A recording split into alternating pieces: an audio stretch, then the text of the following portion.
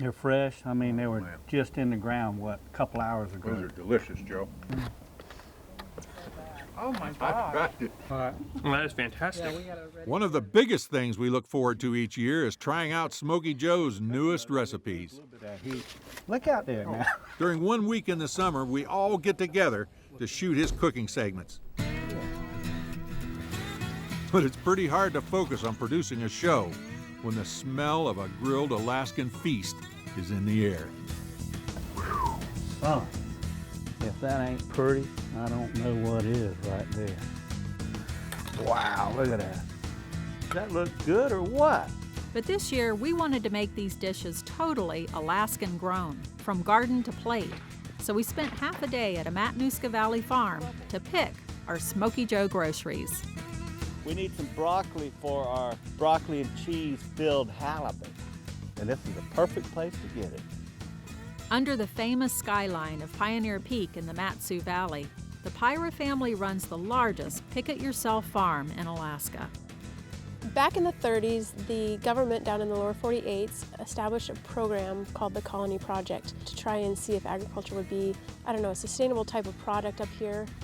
Caribou meatloaf, here we come.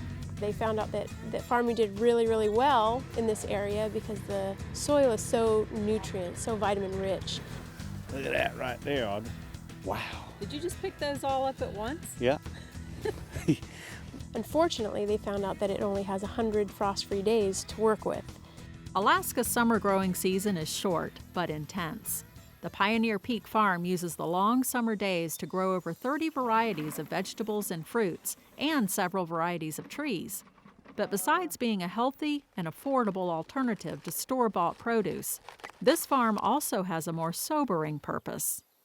My parents always emphasized family, community, and education that were really, really big to them. But because of that, we want to educate the public too. We want to make sure that they know where their food comes from, because a lot of kids and even adults have no idea.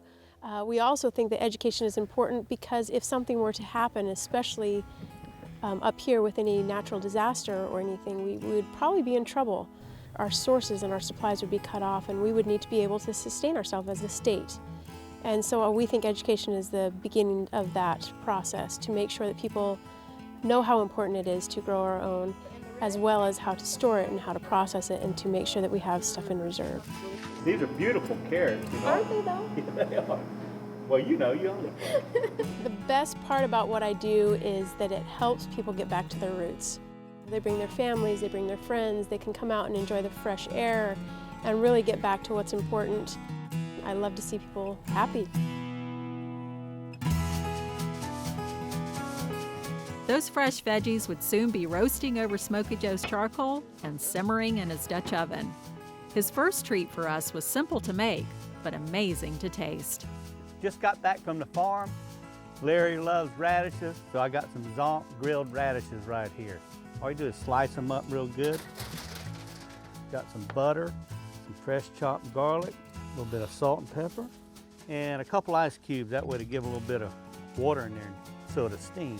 So we wrap these babies up real good. And Buddy Road this year, the recipes are gonna be killer. I'm telling you, we got some really great recipes. So hang in there. On the grill, 20 minutes. Man, look at there. What do you think, Zonk? That's delicious. Thank you. All the recipes are going to be as good as that? That and better, buddy, I promise you. So stay tuned for more great SmokeeJo recipes coming up this season.